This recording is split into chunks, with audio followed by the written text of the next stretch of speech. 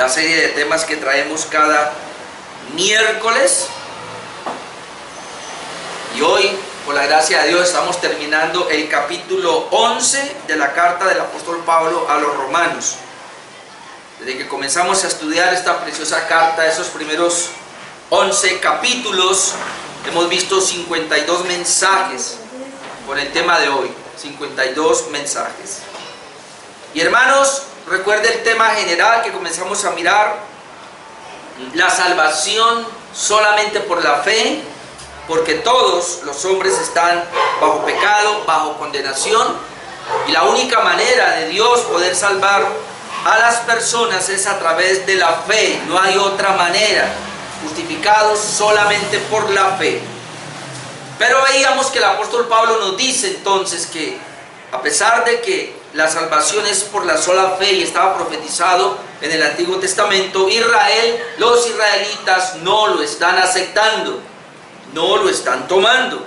Entonces el apóstol Pablo toma todos estos 3 capítulos de Romanos, capítulo 9, capítulo 10, capítulo 11, para hablarnos acerca de la salvación a los gentiles, a los judíos. ¿Por qué la salvación se está dando a los gentiles y no a los judíos? Pablo entra a hacer esa defensa. Y veíamos entonces capítulo 9, 10 y 11, todo el tema. Y creo que ahí vimos alrededor de unos 12 mensajes explicando esta razón. Israel incrédulo, Israel rechazó la voz de Dios, y Israel rechazó la salvación de Dios en Cristo Jesús por un corazón duro. Y entonces Dios por eso ahora le dice a Pablo: Pablo, ve a los gentiles. Y los gentiles ahora, ¿quién es un gentil? Uno que no es judío. Eso tenemos que tenerlo claro. Un gentil es uno que no es judío, así lo entienden los israelitas. Ok. En el capítulo 11 habíamos hablado de la salvación de Israel y de los gentiles. Se había ampliado el tema. Versículos 1 al 10 vimos nosotros la salvación de Israel. Versículos 11 al 24 vimos la salvación de los gentiles. Hace 8 días, versículos 25 al 32, veíamos la misericordia de Dios para todos. Y hoy, cerrando, hermanos, con broche de oro, no solo el capítulo 11, y no solo el capítulo 9, 10 y 11, sino hasta lo que el apóstol Pablo aquí ha enseñado, toda la doctrina que nos dio desde el capítulo 1 hasta el capítulo 11, que hoy está terminando. Pablo no puede más que hacer una doxología. Y eso es lo que vamos a ver hoy. Versículo 32 hasta el 36. Y el tema que le puse fue salvación para la gloria de Dios. ¿Por qué? Porque veníamos hablando el tema general del capítulo 11, que es salvación de Israel y salvación de los gentiles. Salvación para Israel, salvación para los gentiles. La misericordia de Dios para todos. Todos no son todos, todos son el remanente, los escogidos de Dios. Y terminamos entonces capítulo 11 hoy, salvación para la gloria de Dios. Y hermano, este es un tema que a mí me fascina, el tema de la gloria de Dios, así que me siento muy a gusto predicando esta noche. Versículo 32 al 36, dice así Romanos 11, 32 al 36. Porque Dios sujetó a todos en desobediencia para tener misericordia de todos. Oh profundidad de las riquezas, de la sabiduría y de la ciencia de Dios. Cuán insondables son sus juicios e inescrutables sus caminos. Porque ¿quién entendió la mente del Señor? ¿O quién fue su consejero? ¿O quién le dio a él primero para que le fuese recompensado? Porque de él y por él y para él son todas las cosas, a él sea la gloria por los siglos. Amén. Qué precioso, hermanos. Pablo da esta doxología porque parece que no aguanta. Es más, cada vez que usted lee a Pablo y él dice algo maravilloso de la obra del Señor, de la obra de Dios, él siempre termina, o por lo menos aún en la mitad de su discurso, él no puede continuar sin alabar a Dios, sin darle al Señor toda la gloria que él solo merece. Así que en esta hora vamos a ver 4 puntos. Y voy a comenzar con la última parte del versículo 36, que dice: porque de Él y por Él y para Él son todas las cosas, a Él sea la gloria por los siglos. Amén. Luego arrancamos, y el punto primero es que la Biblia es clara al decirnos que Dios todo lo hace para su gloria. Y eso tenemos que tenerlo claro, hermanos, nosotros, al ser una iglesia bíblica, que la Biblia claramente dice: todo Dios lo ha hecho para la gloria de Él. Todo lo que Dios hace, tanto su creación, hermano, como el salvar a las personas, Él tiene un propósito, y es Él ser glorificado. El problema que tenemos hoy con la iglesia es que cree que Dios trabaja por la gente.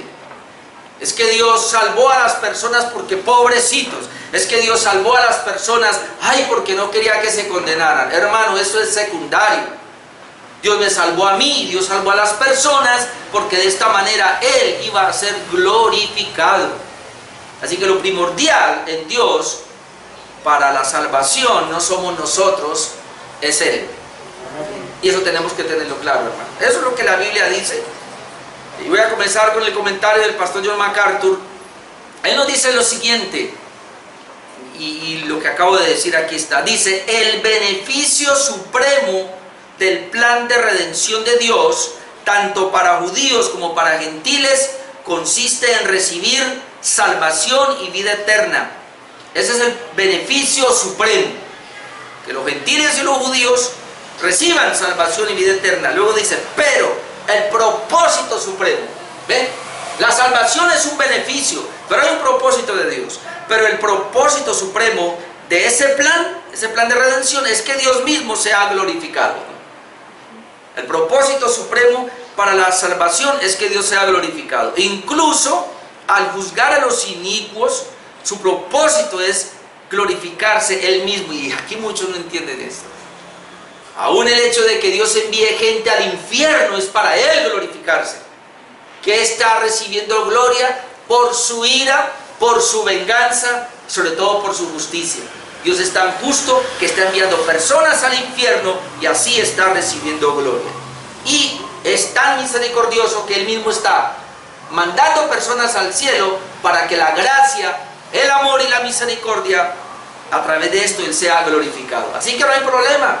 Dios es glorificado salvando personas, y Dios es glorificado enviando personas al infierno. Obviamente el mundo impío le aterra esto, y estos cristianos que tenemos hoy día en la mayoría de las iglesias también les aterra, porque no conocen la palabra de Dios. Pero eso es lo que la Biblia registra.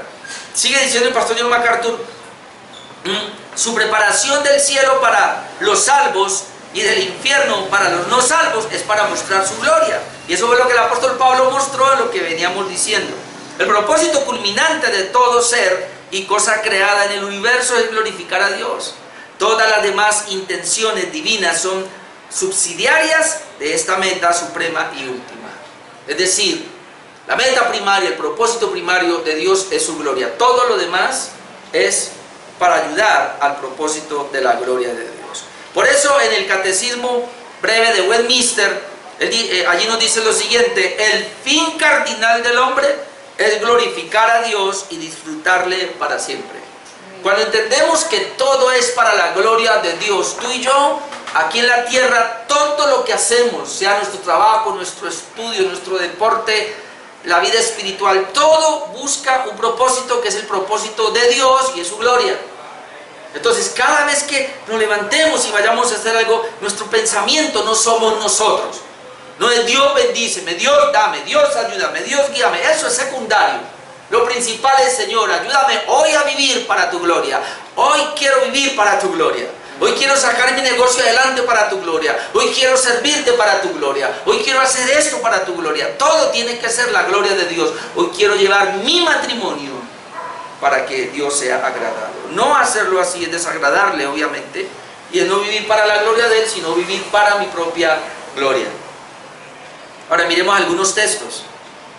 Del punto número 1 que estamos mirando, la Biblia es clara al decirnos que Dios todo lo hace para su gloria, comenzando con el verso 36 que dice: todas las cosas son de Él, por Él y para Él, a Él sea la gloria por todos los siglos. El Salmo 19.1 dice así: los cielos cuentan la gloria de Dios. Los cielos. ¿Qué hacen los cielos? ¿Cuál es la tarea de los cielos? Contar, describir, hablar, obviamente sin palabras, como dice el mismo Salmo, pero los cielos cuentan la gloria de Dios. Es decir, cuando una persona mira a los cielos, se tiene que ver ahí la gloria de Dios. Dice: y el firmamento anuncia la obra de sus manos.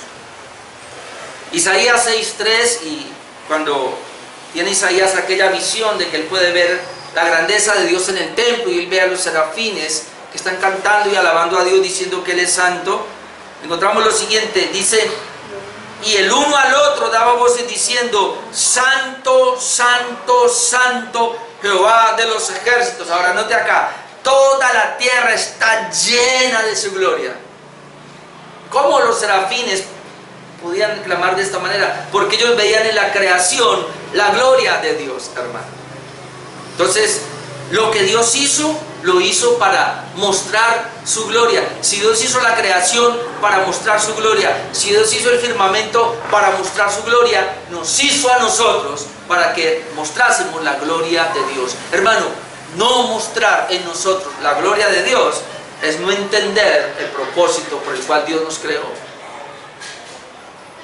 Isaías 42:8 nos dice así: yo Jehová, este es mi nombre, y a otro no daré mi gloria, ni alabanza a esculturas. A otro no daré mi gloria. Si hay algo, hermano, donde Dios es tan celoso, es por su gloria. La Biblia registra, Él tiene celo por su gloria.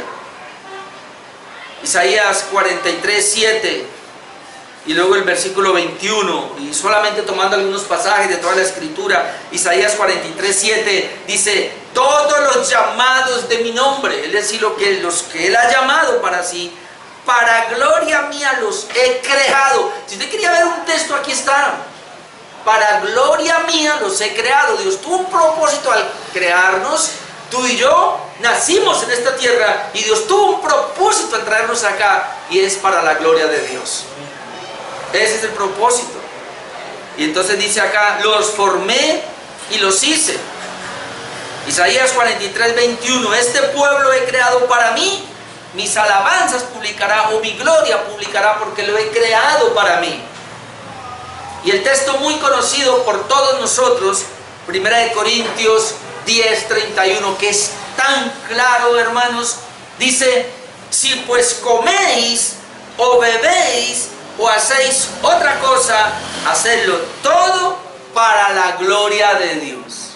Más claro, usted no puede encontrar en la Biblia pasajes que nos hablen que aún aquellas cosas tan pequeñas como sentarse a comer o beber. Usted coge y se bebe un vaso de agua, dice: hermano, cierto que no pensamos que me lo estoy bebiendo para la gloria de Dios, pero dice: si hacéis esto, coméis, bebéis o hacéis otra cosa, hacedlo todo para la gloria de Dios. Entonces la Biblia es muy clara.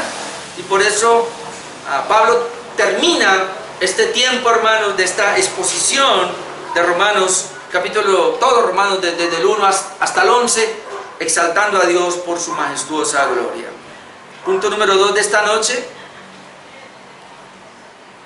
y el tema de la salvación, hermanos, salvación para la gloria de Dios, es decir, Dios nos creó a nosotros para la gloria, pero Él nos salvó para la gloria de Dios. Entonces, esto es: así nos asombremos o no comprendamos su obra. Será el punto 2. Primero, textos que hablan de la gloria de Dios. Punto número 2, Dios nos salvó para su gloria, así nos asombremos de eso o no comprendamos esa manera de obrar. Versículos 32-33, Romanos capítulo 11, versículos 32-33. Miren lo que dice.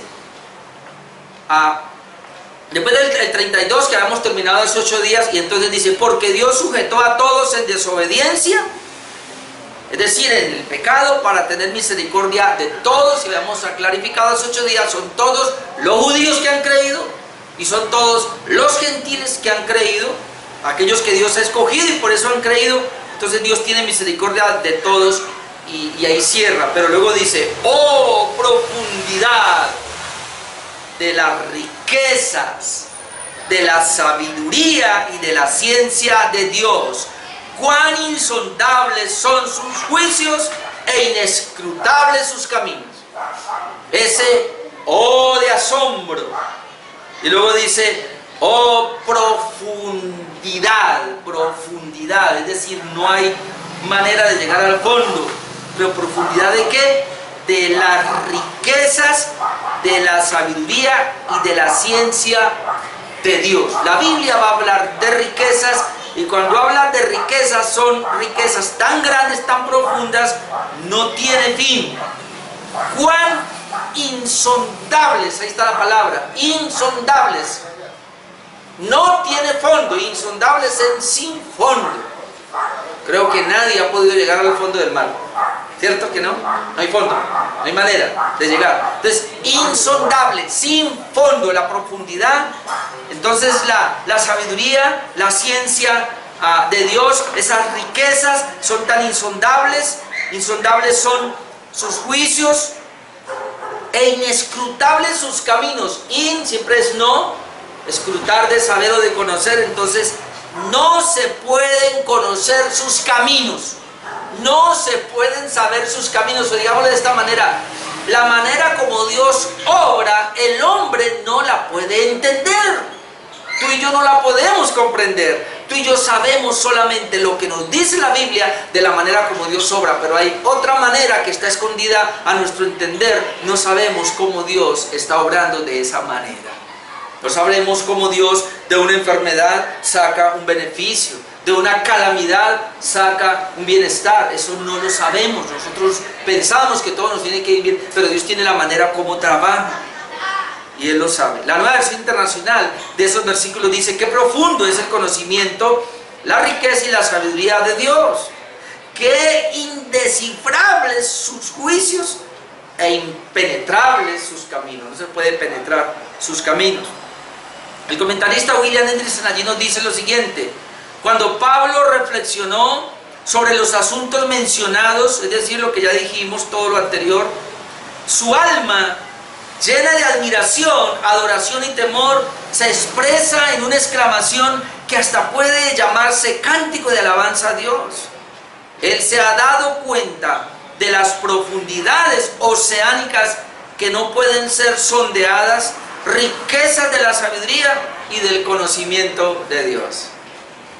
Ahora, esto que estamos diciendo, Pablo ya lo había expresado, y lo había expresado en la misma carta a los Romanos, que quiero recordar solamente. En Romanos 2:4 Pablo ya nos había dicho lo siguiente: o menospreciáis las riquezas de su benignidad, paciencia y longanimidad, ignorando que su benignidad te guía al arrepentimiento. Y él habla aquí de las riquezas de ese Dios bondadoso.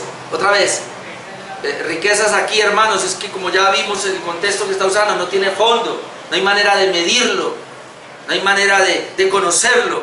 Entonces esa riqueza, esa benignidad de Dios no la comprendemos, hermanos. Yo no comprendo el amor de Dios hacia mí, siendo una persona que lo único que ha hecho es ofenderle. En Romanos 9:23 también lo hemos visto. Dice: y para hacer notorias las riquezas de su gloria. Aquí habla las riquezas de la gloria de Dios. Las mostró para con los vasos de misericordia que Él preparó de antemano para gloria. Cuando estábamos en Romanos 9:23, 22, 23, 24, estábamos diciendo que Dios mostró su ira a los vasos de ira preparados para la ira. Dice que los mostró ¿para qué? Para la alabanza de la gloria de su gracia. Y aquí nos dice que las hizo notorias a los vasos de misericordia, mostró las riquezas de su gloria, las mostró para con los vasos de misericordia que Él preparó de antemano para gloria. Los vasos de misericordia, que somos nosotros los creyentes, los que hemos creído en Jesús, dicen que desde antes de la fundación del mundo nos preparó para la gloria de Él. Él nos dio gloria al salvarnos, pero lo hizo para su gloria. Así que la salvación, hermanos, de nosotros es para la gloria de Dios. Ahora en 1 Corintios 2, 9 al 10, también nos habla de eso. 1 Corintios 2, 9.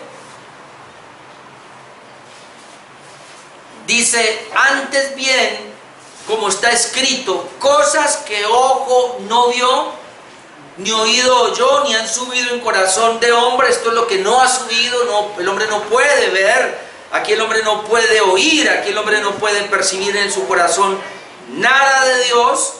Dice, esas cosas son las que Dios ha preparado para los que le aman. Aquí pudiera decir para los que le obedecen. Y ya dijimos que los que le obedecen son los mismos que han creído, porque nadie puede obedecer a Dios si no lo ama, o nadie puede amar a Dios si no lo obedece. Son las que Dios ha preparado para los que le aman. Y luego dice el 10, pero Dios nos las reveló a nosotros por el Espíritu, porque el Espíritu todo lo escudriña aún lo profundo de Dios. Entonces, bien interesante que esas cosas que no conocemos, que no sabemos, Dios nos las ha dado a conocer a nosotros. ¿Por qué? Porque Él nos ha escogido para la gloria. Como dice Romanos 10:12, también lo hemos visto, porque no hay diferencia entre judío y griego, pues Él mismo, que es Señor de todos, es rico para con todos los que le invocan.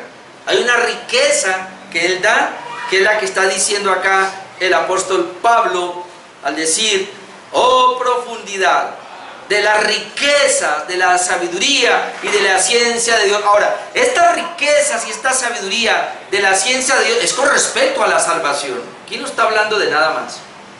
Está hablando de lo que Él ha venido hablando. Romanos desde el 1 hasta el 11 tiene que ver todo con la obra de redención. Usted no encuentra ahí en Romanos nada más. Está hablando de riquezas de Dios en cuanto a la redención de las personas.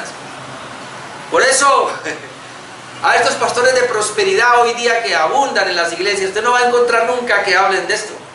Ellos hablan de otro tipo de riquezas, riquezas terrenales, naturales, y para eso se van al antiguo pacto, porque no pueden coger las cartas de Pablo, porque el apóstol Pablo no habla de teología de la prosperidad. Tampoco la Biblia habla de teología de prosperidad, obviamente. Eso es algo que han acomodado estos pastores. Y en Efesios 3, 8 al 11, dice así, Efesios 3, 8, dice Pablo, a mí, que soy menos que el más pequeño de todos los santos, me fue dada esta gracia. Pablo recibió esta gracia, ¿de qué? De anunciar entre los gentiles el evangelio de las inescrutables riquezas de Cristo. ¿Cómo llama el evangelio? El evangelio de las inescrutables, no se puede saber, no se puede escrutar, pero riquezas de Cristo. Las riquezas de Cristo aquí que trae el evangelio son espirituales, mi amado hermano. Es lo que estamos viendo ahora, estamos recibiendo las riquezas de ese evangelio. Y de aclarar a todos cuál sea la dispensación del misterio escondido desde los siglos en Dios, que creó todas las cosas, para que la multiforme sabiduría de Dios, y aquí habla de una sabiduría múltiple, de diferentes maneras, para que la multiforme sabiduría de Dios sea ahora dada a conocer por medio de la iglesia a los principados y potestades en lugares celestiales, conforme al propósito eterno que hizo en Cristo Jesús, Señor nuestro. ¿Cuál es ese propósito? Mostrar las riquezas que tiene el evangelio, que son las riquezas de la gloria de Dios. Punto número 3, versículo 34-35. Dios recibe gloria porque el hombre nada aporta. ¿Por qué recibe Dios gloria? Porque el hombre nada aporta. Y es bien interesante lo que el apóstol Pablo está haciendo aquí. Recuerden que él está escribiendo a una iglesia que es mayormente es gentil, pero también hay judíos, y que los judíos allí están un poquito preocupados porque Pablo no está hablando de la ley, porque Pablo no está poniendo énfasis en lo que el hombre puede hacer, sino en la obra de Dios a través de Cristo. Y eso es lo que Pablo quiere resaltar, la obra de Cristo, no la obra humana. Y ellos de alguna manera como que quieren meter su mano, y Pablo tiene que derribar todo eso. Por eso en los versículos 33, 34, 35, aquí nos va a decir que Dios recibe gloria porque el hombre nada puede aportar. Leamos esos versículos. Romanos 11, 34. Porque ¿quién entendió la mente del Señor? Recuerde que estas preguntas tienen su respuesta. ¿Cuál es la respuesta? Nadie. ¿O quién fue su consejero? ¿Cuál es su respuesta? Ninguno. ¿O quién le dio a él primero para que le fuese recompensado? Nadie. Es bien interesante y voy a leer otra vez. Porque ¿quién entendió la mente del Señor? ¿Quién? ¿Quién puede entender los pensamientos de Dios, su mente? Nadie. ¿Quién fue su consejero? Es decir, ¿quién le aconsejó a él para que hiciera las cosas? Nadie. Pero note esto. Ojalá me escuchara un pastor de la teología de la prosperidad. ¿O quién le dio a él primero para que le fuese recompensado? Porque ¿qué es lo que enseñan hoy día? Dele a Dios y Él le da. Usted le da uno y Dios le da 100. ¡Mentiras! Eso es mentira. Eso es un engaño, eso es un robo, es un atraco ahí con la pistola. Nadie le ha dado a Dios para que le dé. Nadie, hermano. Todo Dios nos lo da de pura gracia. No porque yo le haya dado a Él o haya hecho algo. Ese es el problema que tenemos hoy con el evangelio humanista. Que todo es centrado en el hombre. Haga para que Dios le dé. Haga para que Dios le dé. Así no es, hermano. La única obra que Dios mire es la de Jesucristo. Y nosotros, porque tenemos la fe en Cristo, decir, yo tengo fe en Cristo, estoy en Cristo, y al estar en Cristo por la fe, Dios mira a Cristo y por eso yo soy acepto. Él no mira mi obra, Él no mira mi accionar, Él mira la obra de Cristo. La nueva versión internacional de ese pasaje, de esos 2 versículos, dice: ¿quién ha conocido la mente del Señor o quién ha sido su consejero? ¿Quién primero dio algo a Dios para que luego Dios le pague? Nadie. Ahora, el apóstol Pablo toma esta referencia de Isaías y de Job. Él toma esto de 2 pasajes. Vamos a ir a esos pasajes donde el apóstol Pablo lo ha tomado. Y él lo toma primero de Isaías 40, 12 al 14. Ahí toma una parte. Isaías 40, 12, 14, donde dice: ¿quién midió las aguas con el hueco de su mano y los cielos con su palmo? Dios mío, el hueco de mi mano es este. ¿Quién midió las aguas? ¿Quién puede tener todas las aguas del océano aquí? Hermano, imagínese quién es Dios que dice que Él puede tener el océano en la palma de su mano. Dice, estamos en Isaías 40, 12. ¿Quién midió las aguas con el hueco de su mano? Ahora dice, ¿y los cielos con su palmo? ¿Mi mano puede medir los cielos? Dios mío. ¿Quién lo hizo? Dice. Luego dice, con 3 dedos juntó el polvo de la tierra. Hermano, imagínense quién es Dios. ¿Quién hizo esto? Con 3 dedos juntó el polvo de la tierra. Esto es una metáfora, ¿no? Obviamente, está hablando metafóricamente, pero para que nosotros lo entendamos. Y pesó los montes con balanza y con pesas, los collados. ¿Habrá un ser humano que ha traído una pesa y ha pesado los montes y los collados? ¿Quién ha hecho esto? Pregunta Dios. Y luego dice, versículo 13, ¿quién enseñó al Espíritu de Jehová o le aconsejó enseñándole? ¿Qué es lo que toma el apóstol Pablo? ¿Quién? ¿Hubo alguien que le enseñó al Espíritu de Jehová? ¿Hubo alguien que le aconsejó enseñándole? Por eso Pablo toma esa referencia. 14. ¿A quién pidió consejo para ser avisado? Dios. ¿Usted se imagina a Dios pidiendo consejo? Tú y yo buscamos consejo. Tú y yo buscamos a una persona más sabia, que nos ilustre, que nos encamine. Todos hacemos eso. Buscamos ayuda, un consejo. Tengo un problema, ¿qué hago aquí? Yo cada día le digo a mi esposa, bueno, ¿y aquí qué hacemos? Y ella me dice cómo hacer, o en ocasiones le digo a un pastor, ¿y aquí cómo le hago? ¿Cómo trabajo acá? Y nos dice, o lo más, vamos a Dios, ayúdame Señor, porque yo no puedo. Pero usted se imagina a Dios buscando ayuda de quién. Ese es Dios. Y él sigue diciendo, ¿quién le enseñó el camino del juicio, o le enseñó ciencia, o le mostró la senda de la prudencia? ¿Quién? Nadie.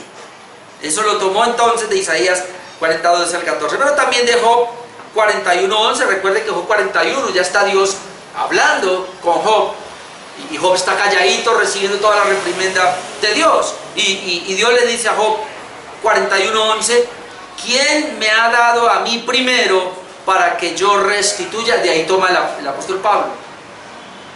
Le dice Dios a Job, ¿quién me ha dado a mí primero para que yo le restituya? Todo lo que hay debajo del cielo es mío. Todo, absolutamente todo lo que hay debajo del cielo es de Dios. Eso lo dice la Escritura claramente, y frente a eso nosotros no podemos decir algo diferente. Primera de Corintios 2:16, entonces podemos llegar a esta conclusión cuando el apóstol Pablo está hablando allí de que el hombre natural no percibe las cosas de Dios, pero el hombre espiritual al que Dios ha regenerado sí. Entonces dice en el 16, porque ¿quién conoció la mente del Señor? ¿Quién? ¿Alguien conoce los pensamientos de Dios, la mente? ¿Quién conoció la mente del Señor? ¿Quién le instruirá? ¿Quién instruye a Dios en lo que hace? Mas nosotros tenemos la mente de Cristo, dice el apóstol Pablo. Ahora, todo esto nos tiene que llevar a un pasaje, hermanos, que es muy conocido en el Antiguo Pacto, que es Isaías 55, 8 y 9. Entonces ahora entendemos mucho mejor por qué el Señor dijo de esa manera cuando invitó a la gente a venir. Venid a mí, dice. Cuando Él invita a la gente a que vengan, Él lo primero que le dice es: nadie puede venir a mí con sus pensamientos, nadie puede venir a mí con sus emociones, nadie puede venir a mí con sus deseos, con su voluntad. Tenés que negarte a ti mismo. Dios siempre pide negación. Y ahora entendemos por qué. Entonces Isaías 55, 8, 9 dice: porque mis pensamientos no son vuestros pensamientos. Los pensamientos de Dios no son los nuestros. Por eso cuando venimos a la vida cristiana, nuestros pensamientos tienen que ser botados para tomar solamente los pensamientos de Dios, hermano. Esta noche estamos recibiendo los pensamientos de Dios, estamos recibiendo la palabra de Dios, estamos leyendo los pensamientos de Dios y los tomamos y nosotros los desechamos. Porque mis pensamientos no son, dice Dios, vuestros pensamientos, ni vuestros caminos, mis caminos. Digo Jehová, ahora mire, como son más altos los cielos que la tierra, así son mis caminos, más altos que vuestros caminos, y mis pensamientos más que vuestros pensamientos. Hermano, es una estupidez pero triple rechazar los pensamientos de Dios y tomar los pensamientos de los hombres o los pensamientos míos. Por eso, hermanos, todo el día debemos saturarnos de la palabra de Dios. Aprovechar ahora que tenemos la oportunidad de verlo y de escucharlo por este proyecto que tenemos de la Biblia en un año. Y cada día, hermano, no sé, ojalá 2 o 3 veces veas ese video y escúchelos. Y ahí estamos tomando los pensamientos de Dios y estamos desechando los nuestros. ¿Por qué? Porque ellos son más altos que los míos. Hermano, cuando usted no toma los pensamientos de Dios, usted cree que los suyos son los que valen. Y entonces, ¿cómo le va a dar la gloria a Dios? Termino con el número 4.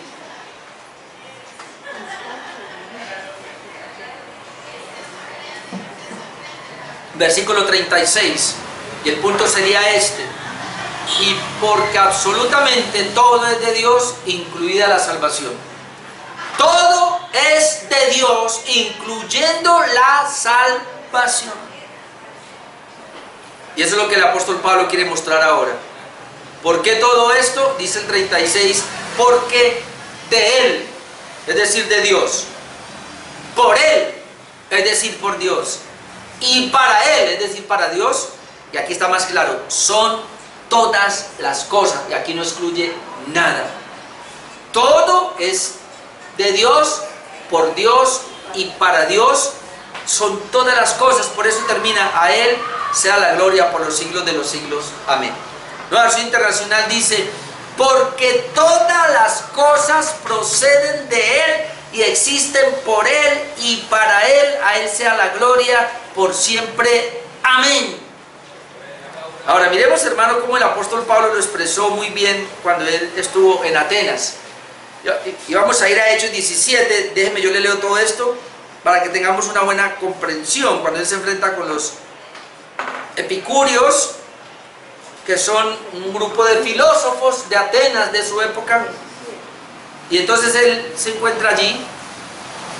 Hechos 17, 16, déjenme, yo leo todo eso. Dice así, Hechos 17 y 16: mientras Pablo los esperaba en Atenas, es decir, creo que aquí era a Silas y a Timoteo, que habían ido por otro lado, dice que su espíritu se enardecía viendo la ciudad entregada a la idolatría. Eso era lo que hacían los atenienses, muy idólatras. Dice que así que discutía en la sinagoga con los judíos piadosos y en la plaza cada día con los que concurrían.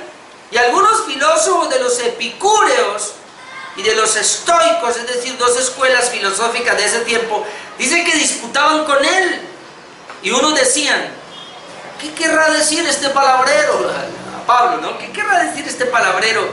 Y otros, parece que es predicador de nuevos dioses, es decir, nosotros tenemos varios dioses, pero parece que hay otros que no conocemos. Parece que es predicador de nuevos dioses, porque les predicaba el evangelio de Jesús y de la resurrección, cosas que yo no conocía. Entonces, versículo 19, dice, y tomándole, es decir, a Pablo, le trajeron a la Areópago, diciendo, ¿podremos saber qué es esa nueva enseñanza de que hablas? Pues traes a nuestros oídos cosas extrañas. Queremos pues saber qué quiere decir esto. Y mire, porque todos los atenienses, es decir, los de Atenas, y los extranjeros residentes allí en Atenas, en ninguna otra cosa se interesaban, sino en decir o en oír algo nuevo. Se parece a la iglesia de hoy día, ¿no? Quieren poner el oído.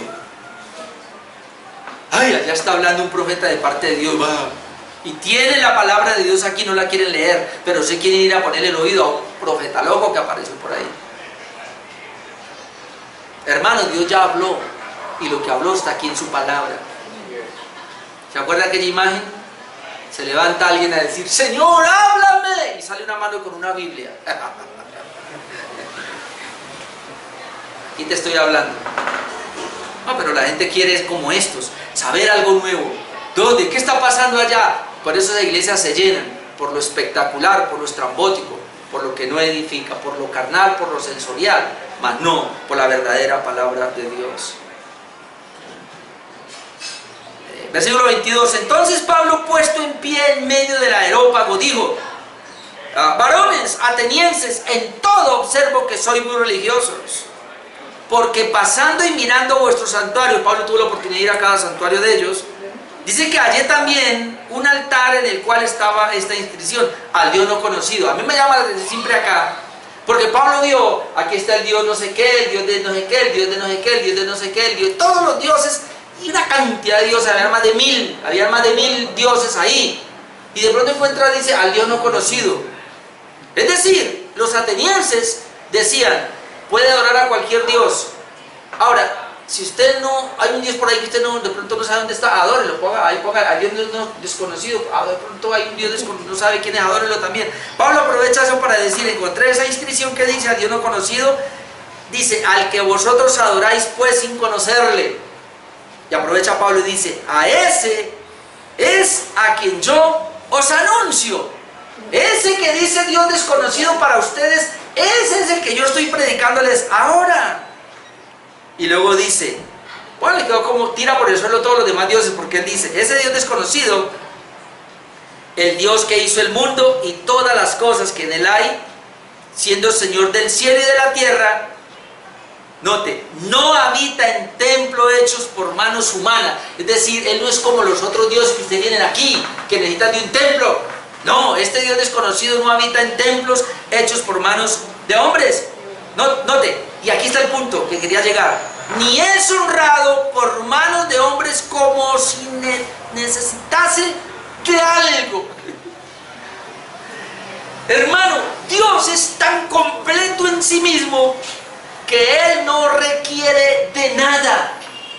No necesita de nada. Mire, hay gente que cree, ay, ore a Dios porque Dios necesita su oración. Adore a Dios porque Dios necesita su adoración. Mentira, hermano.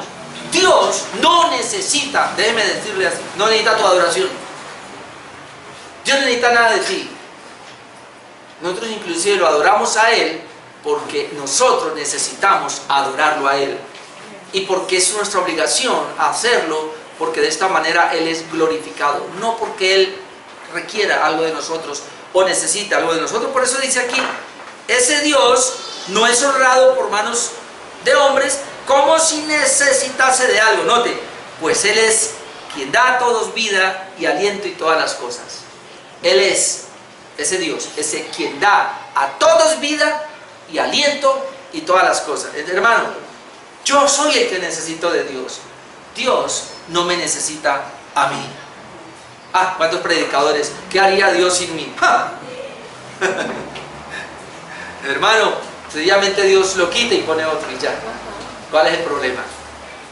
Ninguno es indispensable para Dios. Y entonces dice, y de una sangre ha hecho todo el linaje de los hombres para que habiten sobre la faz de la tierra, y le has prefijado el orden de los tiempos y los límites de su habitación, para que busquen a Dios y en alguna manera palpando puedan hallarle, aunque ciertamente no está lejos de cada uno de vosotros. Y mire, porque en Él vivimos y nos movemos y somos, como algunos de vuestros propios poetas también han dicho, porque linaje suyo somos. Es decir, parece que había un dicho por los profetas y tenían ahí, si nosotros nos vivimos, nos movemos y somos en Dios. Pero él coge eso que ya habían dicho estos profetas y él dice, esta es la gran verdad. Ese Dios del cual yo le hablo es el Dios donde nosotros absolutamente dependemos de Él. Recuerden lo que está diciendo Romanos 11:36. De Él, por Él y para Él son todas las cosas. Y aquí dice, porque en Él, es decir, vivimos, nos movemos y somos. Hermano, míreme lo que voy a hacer, este movimiento. ¿Lo hice yo? Sí, pero porque Dios hizo que lo hiciera. Yo no pudiera haber hecho este movimiento sin la dirección de Dios. Ese es Dios. En Él vivimos, en Él nos movemos y en Él somos. Por eso, hermanos, para Él es toda la gloria. El comentarista William Hendriksen acá nos dice lo siguiente, nos dice, la interpretación correcta, según yo la entiendo, entonces es esta: Dios es la fuente de nuestra salvación. Es por medio de su gracia y poder que la salvación se hace realidad en nuestras vidas. Es para Él. Por consiguiente, toda la gloria que haya es para Él. Él es la fuente, el realizador y la meta de nuestra salvación. Salvación para la gloria de Dios. Sigue diciendo, ciertamente es muy lógico que el apóstol al acercarse al cierre de su doxología escriba: a Él sea la gloria para siempre, visto que Él, quien no solo planificó nuestra salvación, sino que hizo que sea transformada en una realidad, resulta que Él y solamente Él debe recibir toda la gloria. Es decir, Dios planeó la salvación desde la antigüedad, la ejecutó y ahora nos permite caminar en ella para que Él sea glorificado. Entonces la salvación, hermanos, es para la gloria de Dios.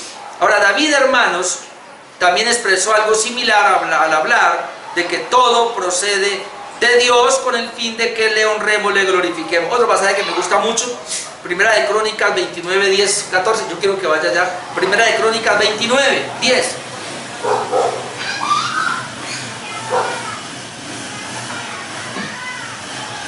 Recuerden que Pablo está diciendo, porque de Él, por Él y para Él son todas las cosas, a Él sea la gloria. Y esto no solamente está en el Nuevo Testamento, como ya lo hemos visto, sino también en el Antiguo Testamento. David lo expresó de esta manera. Primera de Crónicas 29:10. Asimismo se alegró mucho el rey David y bendijo a Jehová delante de toda la congregación, y dijo David: bendito seas tú, oh Jehová, Dios de Israel, nuestro Padre, desde el siglo y hasta el siglo. Ahora note acá el versículo 11. Mire lo que dice David: tuya es, oh Jehová, la magnificencia y el poder, la gloria, la victoria y el honor. Eso es de Dios. ¿Por qué? Porque todas las cosas que están en los cielos y en la tierra, note, todas las cosas que están en los cielos y en la tierra son tuyas. Luego dice: tuyo, oh Jehová, es el reino y tú eres excelso sobre todos. Tuyo es el reino, dice. Luego dice, note acá, las riquezas y la gloria, que está hablando de riquezas terrenales, las riquezas y la gloria proceden de ti. ¿Ve? Y tú dominas sobre todo.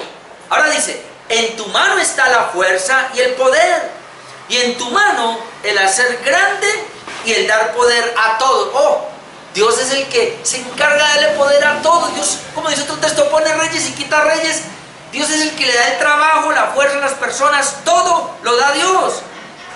Y dice aquí el 13, ahora pues, ya entrando en esa comprensión de quién es Dios, ahora pues, a Dios nuestro, nosotros alabamos y loamos tu glorioso nombre. Otra vez la gloria de Dios ahí. ¿Por qué? Porque ¿quién soy yo y quién es mi pueblo para que pudiésemos ofrecer voluntariamente cosas semejantes? Aquí David está recogiendo una ofrenda con el pueblo para construir el templo. ¿Y quiénes somos nosotros para que pudiéramos ofrecer voluntariamente cosas semejantes? Es decir, toda la abundancia que ellos dieron, ¿por qué fue? Pues todo es tuyo y de lo recibido de tu mano te damos. Todo es de Dios y de lo recibido de tu mano te damos. Hermanos, con este pasaje, al comprenderlo, un pastor no necesita manipular a la gente para que dé. Solamente con la comprensión de este pasaje, la gente va a dar para Dios voluntariamente, porque va a decir: Señor, todo es tuyo. Es decir, ese trabajo me lo diste, la habilidad me lo diste, ese empleo me lo diste, la capacidad. Así que cuando recibo el dinero, Señor, esto me lo diste tú. Entonces yo saco lo que es tuyo porque lo recibí de ti. Ahora, si las personas creen que fueron ellos, es que yo trabajé, yo me lo gané, fue mi esfuerzo, fue mi sabiduría, entonces no van a dar. Pero cuando saben que Dios se lo dio, fácilmente dan lo que es de Dios. Y termino aquí. La Biblia registra entonces que la salvación es de Dios, por eso es que es para su gloria, porque el tema de hoy es salvación para la gloria de Dios. Claramente la Biblia, le va a tomar 2 versículos nomás, donde la Biblia nos dice que la salvación es de Dios, y como es de Dios, es decir, Dios nos creó a nosotros para su gloria, Dios nos salvó a nosotros para su gloria, porque la salvación es de Dios. Preguntémosle a Jonás, ¿qué sabe Jonás de esto? ¿Se acuerda? Dios lo envía con una misión, él huye y no cumple la misión, Dios lo envía en un pez grande, 3 días, 3 noches en el pez, allá él tuvo que clamar: ¡ay, a Dios! Con la buena.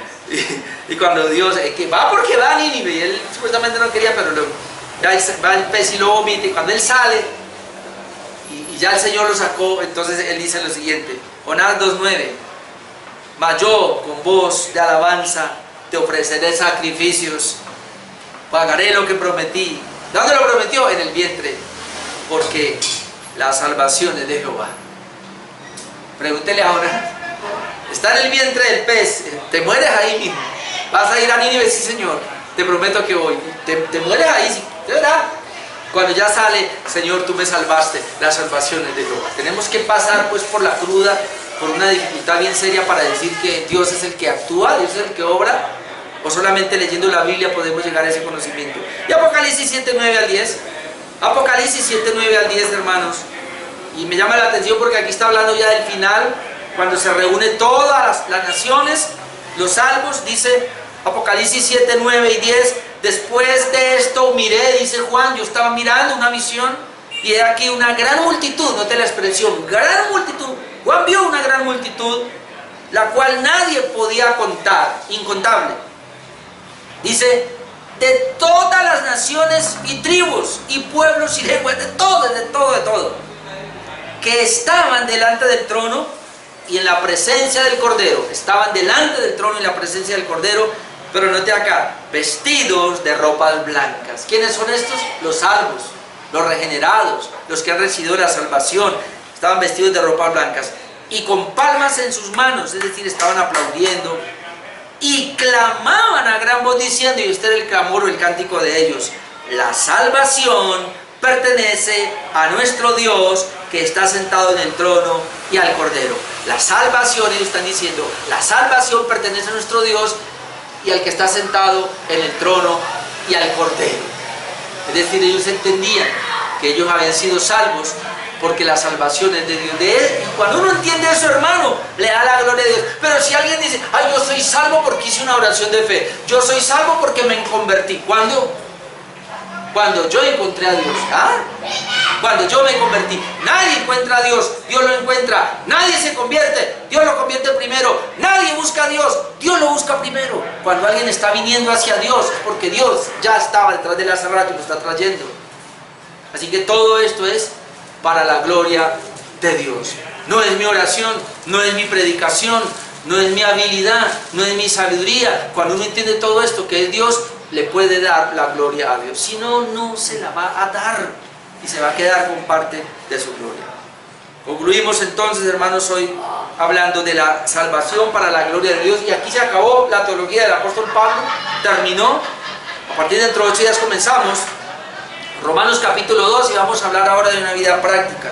Pero ya la teología acá termina, la enseñanza, la doctrina acá termina. Por eso vimos hoy con este final, salvación para la gloria de Dios.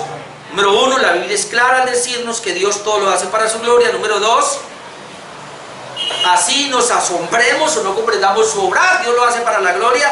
Número 3, Dios recibe gloria porque el hombre nada aporta, no tiene nada que aportar. Y número 4, Dios recibe gloria porque absolutamente todo es de Dios, incluida la salvación. Amén. Oremos.